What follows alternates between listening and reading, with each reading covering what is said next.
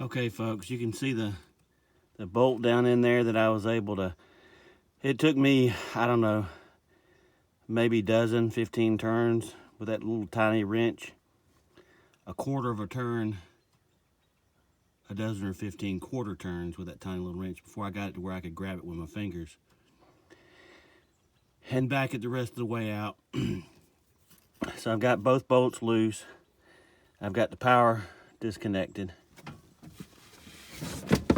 And I'm gonna be pulling it out shortly.